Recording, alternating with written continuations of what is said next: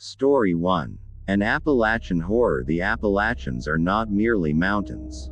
They are the ancient bones of the continent, worn down by time but heavy with memory. Elias Vance, a biologist by training and a park ranger by necessity, felt that weight every day he spent in Raven's Gap. This region, a rugged knot of western North Carolina, was defined by deep, shadowed valleys that swallowed radio signals and hope in equal measure. Elias had seen plenty of strange things in his 5 years here: phantom lights, impossible fog, and the kind of inbred, territorial distrust that curdled the air in the nearest settlement, Dry Fork. But nothing prepared him for the incident that started with Jedediah Thorne. Jedediah was a trapper, a man made of leather and whiskey, who claimed to have forgotten how to use a phone.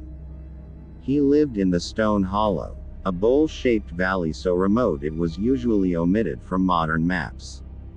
When Jedediah failed to show for his monthly supply run, something he had done religiously for 30 years, Elias was obligated to investigate.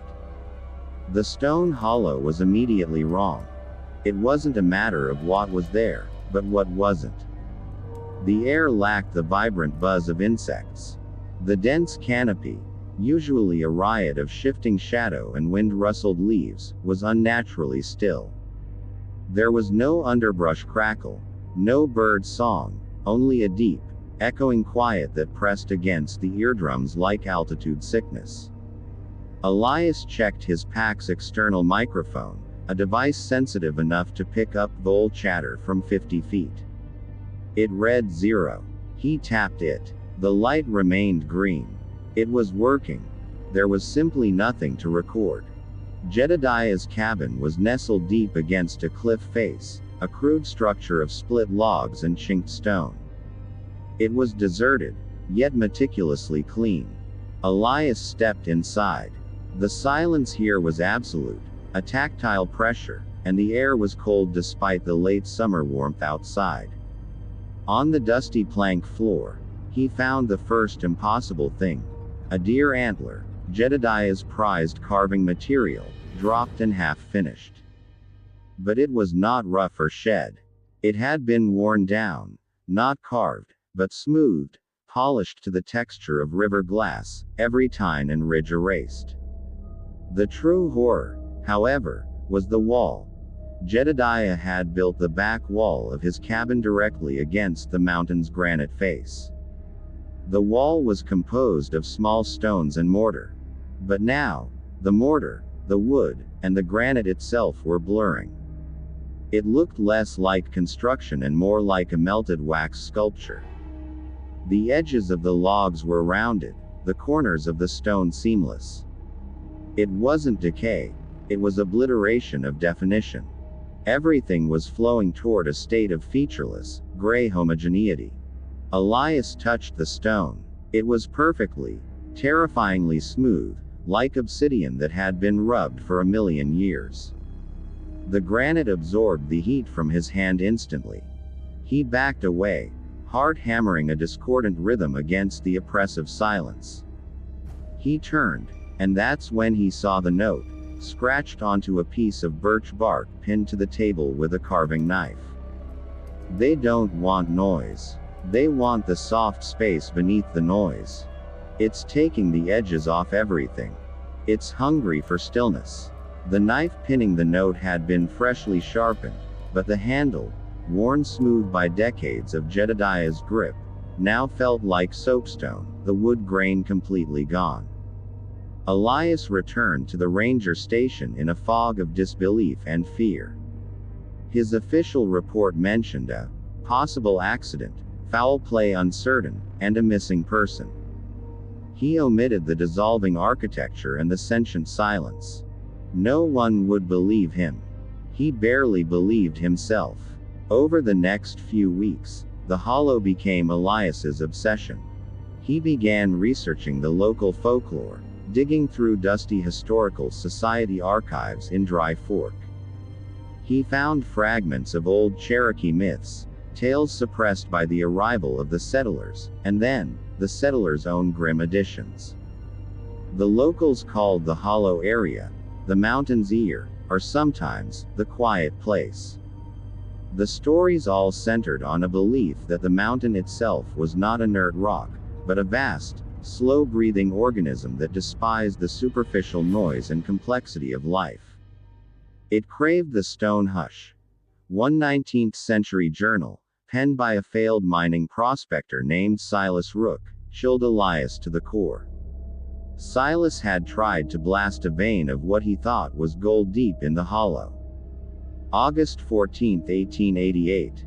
The rock here is too smooth. My picks glide over it. When I talk, the words fall out of my mouth and die before they hit the ground. My boy, Jimmy, says the trees are not rustling, but whispering. They don't whisper words. They whisper. Hush. August 17th. I dreamt of a great gray jaw, opening in the earth. It had no teeth, just perfect, cold smoothness. It swallowed the light and the sound, and when it closed, the world was perfect, complete, and empty. Silas and Jimmy vanished soon after. The journal stopped mid-sentence. Elias returned to the hollow, now armed with geophones and seismic sensors. He wanted to understand the structural anomaly. He set up a grid, carefully placing sensors that could detect micro-tremors and ground vibrations. What he found wasn't a tremor, but a void. The sensors recorded nothing. Not just ambient noise, but zero seismic activity. No internal strain, no shifting rock plates, nothing. The rock beneath the hollow, thousands of feet deep, was perfectly inert, perfectly still. The perimeter of the anomaly was a sharp line. Walk 10 feet outside the hollow, and the forest hummed with life. Walk 10 feet inside, and the silence descended like a lead curtain. As he walked deeper, the strange smoothing effect became more pronounced. Pine needles that fell to the ground didn't decompose into sharp, distinct fragments of humus. They melded, becoming a featureless, soft brown mat. Elias picked up a fallen branch. The bark wasn't textured. It was smooth. Even the tiny, sharp thorns of a blackberry bush were worn down to soft nubs. The mountain was polishing the world. He reached the spot where Jedediah's cabin stood. It was worse now. The entire structure was losing form, its geometry melting into the cliff. The roofline was slumping, the chimney stack a rounded, gray cylinder. It was becoming one with the rock. Jedediah wasn't killed. He was absorbed. Elias pulled out his camera to document the horrifying scene. As he framed the shot, the camera's lens housing, plastic and metal, felt strange in his hand. He looked down. The hard, sharp edges of the plastic casing were becoming soft. A tiny, nearly imperceptible layer of the polymer was being erased, pulled into the relentless smoothness. Panic surged, louder than any sound the hollow permitted. Elias stumbled back, nearly tripping over a depression near the cliff face, a sinkhole, hidden by the oppressive shadows. The sinkhole was too perfect to be natural. It was a perfectly circular aperture, like a bore hole, about 5 feet across. The edge was flawlessly smooth, a ring of highly polished granite that looked wet in the gloom. He clipped a lifeline to a massive oak outside the silent perimeter, took a deep, shaky breath, and lowered himself into the dark.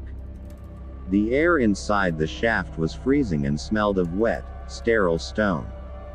As his headlamp cut through the blackness, he saw that the walls were not rough mine shaft rock, but a continuous, swirling gray surface, like a glacier polished by eons of wind. Elias descended about 40 feet before he hit the bottom of the pit. He was in a natural cavern, huge and vaulted, but unlike any cave he had ever explored. There were no stalactites, no drip formations, no mineral deposits, no bad guano, no defining features whatsoever. The ceiling, floor, and walls met in perfectly rounded, seamless curves. The entire space was a single, monstrous gray sphere of silent stone. His voice, when he whispered, was a flat, dead thing. Hello. The sound traveled 3 feet and vanished, utterly consumed. The only thing he could hear was the frantic, wet thump of his own heart, and even that seemed muted, muffled by the sheer density of the silence. He stumbled across the floor, his boots making no sound on the smooth stone. His fear sharpened into raw, existential terror. The mountain's ear wasn't just silent. It was a vacuum. It was the absence of friction, the negation of complexity, the eternal, cold rejection of life's chaotic noise. He stopped, his light beam playing across the far wall. There, embedded in the stone, not carved, not painted, but merged, were figures. They were smooth, gray silhouettes, like bas-reliefs made of mist. He recognized Jedediah first, frozen in a posture of desperate outreach, his face already a blank, featureless oval. There were others. A woman in a high-necked dress from the 1890s, a child clutching a toy train, a group of Native American hunters, all in various states of becoming part of the rock. They were the mountain's memories, its food. Elias understood the true mechanism of the stone hush. It didn't kill with violence or poison. It erased identity. It smoothed away the differences, the textures of life, the frequencies of sound, the definition of memory, until all that was left was the perfect, uniform grayness of the ancient mountain. Then, the final, crushing realization: this process was not passive. It was focused. It was listening. He shone his light toward the center of the cavern. On the floor was a swirling pattern of gray, the point of greatest stillness. And in the center of that swirl, barely perceptible, was a pulse. It wasn't a pulse of light or sound.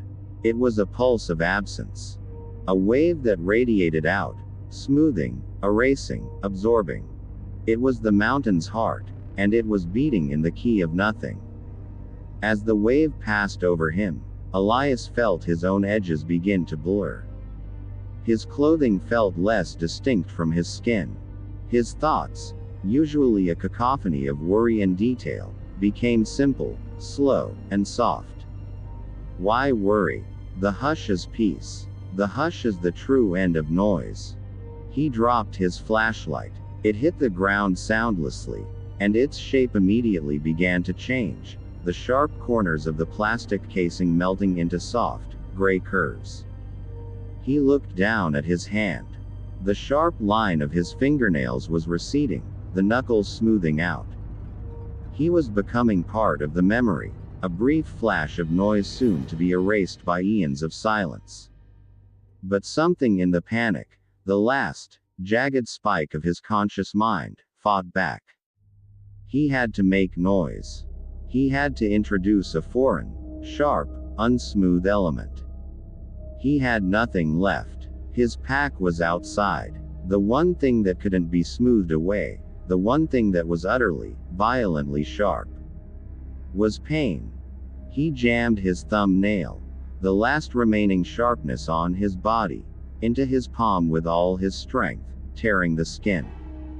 The pain exploded, a chaotic, non-uniform burst of sensory input. It was a scream in the silent void, a jagged, sharp edge the mountain's heart hadn't yet learned to absorb. The pain, bright, electric, loud, cut through the paralyzing hush. Elias scrambled back, his mind focused only on the burning cut. He grabbed the rope and hauled himself up, adrenaline overriding the crushing pressure. He climbed in a blind, terrified frenzy, the silent, gray walls blurring past.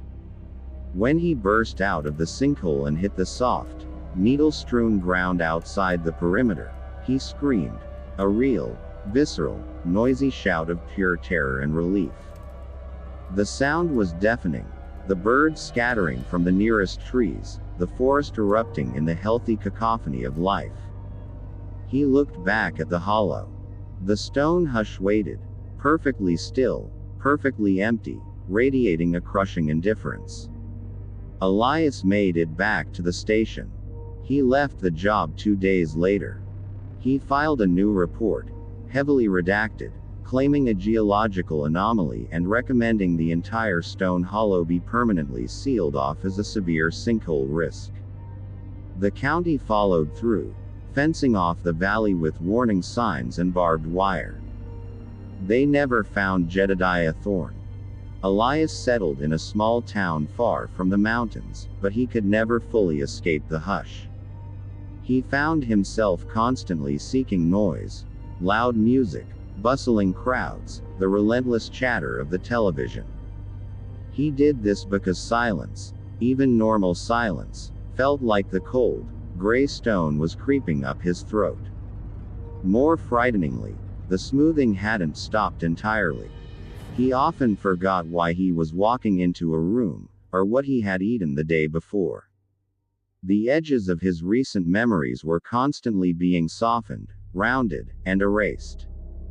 The worst part was his left hand. The scar in his palm remained, a sharp, white line, the one piece of chaotic complexity that had saved him. But the rest of his left hand was subtly different. If he closed his eyes and ran his right thumb across his left hand, he could no longer feel the individual ridges of his fingerprint. They were perfectly smooth. The mountain's ear had touched him, and the stone hush was patient. It had 1,000,000 years to finish the job. It was just waiting for the last, sharp, defining noise of his life to fade away. Story 2. The sea was the color of bruising. It wasn't the deep, vital blue of the open ocean, but a sick, stagnant gray-green that sucked the light out of the sky. Silas had watched the supply trawler, the Venture, shrink into a white dot on the horizon until the fog, which here felt less like weather and more like the breath of something sleeping, swallowed it whole. He was alone. This was the Isle of the Unending Storm, a geological scab of rock 40 miles off the Labrador coast, host to a single, rusting concrete structure, Meteorological Station OMEGA-7. His contract was for 6 months of isolation, monitoring long obsolete atmospheric sensors and ensuring the solar stills didn't freeze. A simple, lucrative job that promised solitude and silence. Silas stepped inside the station. The air was a stagnant, cold soup of brine, diesel fumes, and dust. It was immediately clear that his predecessor, a man named Friel, had not been a tidy occupant. The main operations room was a chaos of spilled coffee grounds, archaic circuit boards, and crumpled paper. But beneath the mess, there was an order to the filth, a pattern that only a man existing at the frayed edges of sanity could impose. He spent the first week simply cleaning, trying to assert a sense of control over the structure. Friel's personal effects were sparse. A worn deck of cards, a half-empty bottle of cheap scotch, and a journal. Silas skimmed the journal first, expecting the usual complaints about the weather. Instead, he found obsessive, precise measurements of the sun's angle at high noon, repeating daily, but with tiny, impossible variations. Day 42. The shadow of the antenna is 14.3 meters. Day 43. 14.3 meters. Day 44. 14.31 meters. It moved. I know it moved. The sun does not move. Day 68. I found the pencil. It is my pencil. I lost it 3 days ago behind the comms unit. But this one is chewed on the eraser end. I never chew my pencils. But the lead is worn exactly as mine was. It is a duplicate, a residual. Silas dismissed it as the ramblings of a man who had been alone too long. He tossed the journal onto a shelf with a dozen others he found. Predecessor logs stretching back 50 years, all bound in identical, salt-stained canvas covers. But on the 9th day, the anomaly began. He was in the galley, boiling water. He turned from the stove to the sink, a distance of 5 feet. When he turned back, the kettle was no longer on the burner. It was sitting on the wooden cutting board, 3 feet away. It was cold. Silas stared at the stove. The burner was still glowing red. The cutting board was damp. He looked at the kettle, then back at the stove, his mind scrambling for a rational explanation. A sudden microquake, a magnetic anomaly. He picked up the kettle. It was empty. The water he had put in it was gone. He refilled the kettle, put it back on the burner, and stood perfectly still, watching it. He watched the first bubbles rise, heard the low, escalating whistle. The moment the whistle peaked, it didn't stop. It looped. The sound of a kettle reaching full boil repeated, a tiny, auditory stutter, lasting perhaps a quarter of a second. He ripped the kettle off the burner. The sound stopped. His hands were shaking. He drank the water straight from the tap, trying to flush the panic. The next day, it was the dust. The island was notorious for its fine, reddish-brown iron oxide dust, swept up from the rocky soil. Silas had meticulously vacuumed the main lab floor the previous evening. When he woke up, there was a perfect, boot-sized imprint of dust in the center of the clean floor. He stepped over to it and put his own boot down. The size was identical. The tread pattern was his own. But he had been asleep. He looked closer at the print. It wasn't pressed into the dust. It was a negative space, a perfect absence of dust surrounded by a ring of accumulation. It was as if the dust had been there, and then, inexplicably, only the dust inside the footprint had been deleted from existence. Silas knelt down. The dust had reformed itself. The entire station was a stage for a subtle, temporal performance, and he was the only actor who hadn't learned the script. He went back to Friel's journal. He searched the old logs, pulling them down one by one, shaking the fine dust from their canvas covers. He found similar mentions. A mug of coffee that instantly solidified, then instantly liquidized. A screw that vanished from a toolbox, only to be found tightened into a hole that didn't exist an hour later. The key was in the oldest log, dated 1987. A man named Alcott had written, "The station is not stable in time. It doesn't move forward consistently. It repeats, but the repetition is fractal. Every cycle is slightly different, leaving behind remnants of the previous iteration, ghosts of matter. I call them residuals."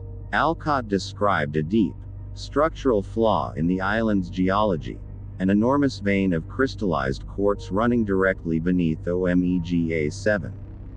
The natural electromagnetic interference of the eternal storms combined with the quartz was causing the station, and everything inside it, to phase shift backward in time by milliseconds, forcing a constant, subtle rerun of reality. The problem, Alcott realized, was that the energy used in the shift had to be drawn from somewhere. It was drawn from the most complex systems, memory and mass. Silas felt a chill that had nothing to do with the Arctic air. He looked at his hands, then at the mirror. He looked the same, but the edges of his recollection felt soft, smooth, like a river stone. He tested himself. What was the name of the trawler that dropped me off? He knew it started with a V. Versus Venture. But the letters felt provisional, easily erased. Venture. Or was it Vindication? He couldn't be sure. The temporal stress was eating his recent history. The true horror began when he realized the residuals were not just objects. It started with a smell. A faint, acrid scent of pipe tobacco and stale sweat, often near the server room. Friel had been a heavy smoker, but Silas hated tobacco. He had scrubbed the station clean of the smell. He began seeing things in his peripheral vision. A shadow, moving faster than he could track, in the corridor. A glint of light off something metallic, immediately gone when he looked directly. One night, he was repairing a ruptured air vent in the upper levels, a cramped crawlspace choked with old cabling. He was entirely focused on threading a new steel bracket. The flashlight was clamped to the overhead pipe, illuminating the vent duct. When he looked up, the light was not falling on his work. It was falling on another hand. The hand was pale and thin, with cracked knuckles and a nicotine stain on the index finger. It was reaching, gently, slowly, toward the bolt Silas was holding. It was a residual ghost of Friel, caught in the eternal loop, trying to complete the repair in a cycle that was slightly misaligned with Silas's current reality. Silas froze, his heart trying to hammer its way out of his ribs. He watched the ethereal hand. It passed through his own hand, creating a sensation like static electricity and ice water. The residual hand secured the bolt, tightened it with an impossible, silent wrench, and then slowly began to dissolve, fading into the flickering air. Silas waited for an hour in the cramped darkness, hyperventilating. When he finally descended, he checked the vent. The new bracket was perfectly installed. But the bolt he had intended to use was still in his pocket, untouched. Friel had finished the repair in Friel's cycle, and that completion had bled into Silas's. The encounter changed everything. Silas realized the goal was not to survive the 6 months. The goal was to escape the loop. He returned to the oldest journal, Alcott's. Alcott had determined the trigger. The energy source that powered the entire station, a geothermal generator housed in the deep sub-basement. Every 6 months, that generator had to be manually reset and calibrated. If the calibration was precise, the temporal distortion was minimized, and the illusion of forward movement was maintained. If the calibration was missed or failed, the loop intensified, violently snapping reality back to a previous, stable point, taking the inhabitants' complexity, their memories, their identities as the necessary fuel. Silas checked the calendar. His 6-month mark was 3 weeks away. The generator reset was scheduled for that day. He began charting the residuals. He found traces of himself from the future. A glass of water on the nightstand he hadn't poured yet, a perfectly folded shirt he hadn't laundered. He was encountering his own eventual ghosts. The worst were the echoes of his terror. He would walk into a room and feel a crushing wave of panic, a ghost emotion left behind by the Silas of a future loop, reacting to a discovery he hadn't made yet. One day, he found a bloodstain on the floor near the communications array. It was old, dried, and a dark mahogany brown. He scrubbed it, but it remained, a residual stain. He felt the cold dread of knowing that at some point in a future cycle, he would bleed there. He realized the recursive structure of Omega-7 was not just a loop, it was a climbing spiral. Each cycle was slightly shorter, slightly duller, fueled by the complexity of the previous one. Friel, Alcott, and the others hadn't been rescued, they had simply been simplified, their complex identities and memories compressed into the static-like residuals he was encountering. They were the dust in the footprint, the silent hand on the bolt. Silas resolved to break the cycle. The only way was to refuse the calibration.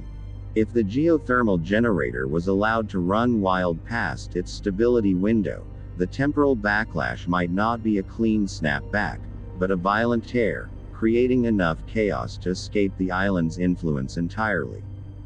He descended into the sub-basement. The air down there was thick, hot, and smelled of ozone and something metallic, like burnt copper. The geothermal generator was a massive, humming monolith of pipes and glowing coils. He found Friel. He wasn't a ghost this time. He was a chronomatter anomaly. Friel was pressed against the generator's casing, a four-dimensional smear of human flesh and metallic dust. He was still recognizably Friel, his face contorted in a silent scream, but his body was flattened, elongated, and textured with the crystalline structure of the quartz bedrock. His eyes were wide, and in them, Silas saw not fear, but a desperate, final, urgent warning. Friel wasn't trapped near the generator. He was trapped in the recursive function of the generator itself, his existence simplified into an essential component. He was the perpetual ghost hand trying to complete the repair, the eternal smear on the floor. Silas backed away, his throat tight. Friel's eyes, fixed in agony, conveyed a single, undeniable truth. Don't do the reset. It makes it worse. I tried to stop the reset, and this is what it did to me. The anomaly was not a punishment for failing the reset, it was the punishment for interfering with the loop's necessary energy consumption. Silas understood the choice. Perform the reset and survive 6 months only to become the next Friel, slowly losing identity until he became a residual of himself, or refuse the reset, and risk immediate, geometric disintegration. He chose refusal. He needed to survive the critical moment, the 6-month mark, the point of maximum temporal instability. He retreated to the operations room and began barricading the doors. He tried to radio for help, but the comms unit was dead. The storm outside had intensified, a shrieking, white noise assault that sounded like reality tearing. The final 2 weeks were a nightmare of escalating reality breaks. The station became a collage of different cycles. Silas would see 3 mugs on his desk simultaneously, one clean, one full of cold coffee, and one smashed. The air was thick with the faint scent of every previous occupant's cologne, sweat, and fear. He began seeing himself. He saw the Silas of the previous loop, pale and frantic, arguing with the ghost of Friel near the stove. He saw the Silas of the next loop, calm and focused, meticulously labeling circuit boards he hadn't even bought yet. The most terrifying encounter was in the dormitory. He was trying to sleep, wrapped tightly in a blanket. He heard soft, labored breathing coming from the bunk above him. He looked up, and there he was. Silas, a ghost, but not a residual. A chronological duplicate. This Silas was gaunt, his eyes rimmed with red, his face bearing the scars of the temporal stress. He looked like Silas would look after surviving 3 more loops. The duplicate whispered, his voice dry as dust, the key is the pencil. He marked the flaw. Who? Friel. Silas whispered back, terrified. No, Alcott. The original. The flaw is not the generator. The flaw is the clock. The duplicate pointed a trembling finger at the main wall of the operations room. Mounted there was the station's main chronometer, a massive, brass-rimmed instrument that had been running continuously since 1978. The generator is reacting to the clock. The clock defines the loop's endpoint. If you stop the clock at the midpoint, the recursion won't know where to jump. It will collapse the timeline, not repeat it. The duplicate began to dissolve, but before he vanished, he screamed, "Tell yourself to check the freezer. Tell yourself." The duplicate was gone. Silas was left shaking, alone again. He rushed to the freezer, convinced the previous Silas had hidden something there. Inside the deep freeze, beneath a layer of solidified frost, he found a small, silver key and a folded note. The note was written in his own handwriting. It read, "You need this key to access the clock's internal mechanism. I hid it here on day 42. Don't look back, and never, ever use the coffee." He remembered day 42. It was the day he found Friel's chewed pencil and dismissed it. He realized the duplicate had traveled backward to leave this note, initiating the paradox he was now living. He rushed back to the operations room. The brass chronometer ticked loudly, mockingly. The time was 23:47. The reset was scheduled for midnight. He inserted the key into the clock's casing, opening the back panel. The mechanism inside was a beautiful, horrifying array of gears and levers. But on the main gear, the one that defined the hour, there was a tiny, faint, etched scratch. A flaw. Alcott's mark. He understood. The quartz bedrock used the clock's time signature to define the boundaries of the loop. If the clock stopped at midnight, the loop would simply reset, consuming him. But if he stopped it exactly at 0 hours 0 minutes and 0 seconds, the moment the hour and day changed, it would force an undefined transition. He didn't have time to wait for midnight. The duplicate said stop it at the midpoint. He looked at the chronometer. 23:51. The midpoint of the next day was 12 o'clock. But the loop was 6 months long. The midpoint had to be the temporal 0 point, the moment of maximum instability that occurred precisely at the 6-month mark. He looked at the etch mark on the gear. It was placed exactly halfway between the 11 and the 12. 11:30. But it was 23:51. He was too late. Suddenly, the lights flickered and died. The station plunged into total blackness, illuminated only by the reddish emergency lights. The generator had begun its final wind down, preparing for the violent snapback. In the sudden darkness, he heard the creak of the door. Something was coming. Not a ghost, not a duplicate, but a simplification. A chronomatter anomaly, like Friel, but one that could move. He heard the soft, slow sound of the generator's main coupling winding down. The loop was folding in on itself. Silas grabbed the heaviest object he could find, an old, brass sextant.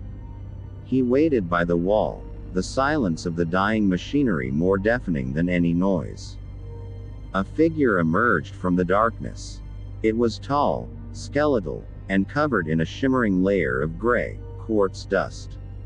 It was neither Friel nor himself, but the synthesis of all the men who had occupied Omega 7.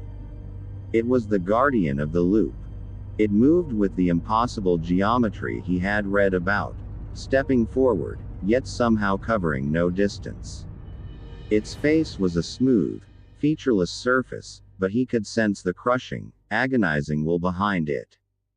The entity raised a hand, a composite of 5 different men's hands, and reached for the chronometer.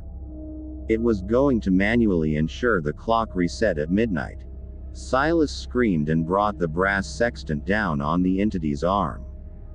The impact was not flesh on metal, but metal on rock. The sextant bounced off the quartz dust arm with a loud, grating clang. The entity didn't react with pain, only with the slow, terrifying certainty of a function interrupted. It turned its head toward Silas. The featureless face seemed to absorb the faint red light. Silas knew he couldn't beat it. He looked back at the clock. 23:57. 3 minutes left. He thought of the duplicate's final, desperate message. Tell yourself to check the freezer. The message was not for him to check the freezer now. It was for the next him, the Silas who was still arriving on the venture. In a final act of paradoxical rebellion, Silas dropped the sextant and ran to the main console. He grabbed the emergency maintenance log, a waterproof, leather-bound volume. He scribbled, frantically, the essential details. Clock. Alcott's mark. Stop at 11:30. He grabbed the silver key from his pocket and pressed it into the leather. Then, he ran to the deep freeze. He shoved the log and the key under the deepest block of ice. He wasn't saving himself. He was creating the necessary residual to save the next cycle's Silas. He was becoming the ghost. 23:59. The generator whine was a high-pitched, terrifying shriek. The guardian entity was now standing directly in front of the chronometer, its quartz fingers hovering over the face. Silas ran to the clock, ignoring the entity. He didn't have time for the complex, midpoint stop. He had 1 second left. He grabbed the hands of the chronometer. With a final, desperate surge of will, he forced the metal hands backward, past the 0 point, forcing the clock to read 23 hours 59 minutes and 59 seconds again. He was not stopping time. He was forcing time to loop a single second, a micro-recursion, right at the point of maximum instability. The entity shrieked. Not a sound, but a tearing of the air. The station erupted. The lights didn't return. The darkness fractured into geometric chaos. The walls stretched, the floor vanished, and Silas felt a crushing, irreversible force pulling his identity apart. He wasn't being sent back. He was being pulled into the function. He looked down at his hand gripping the clock. The skin was turning gray, taking on the smooth, crystalline structure of Friel's body.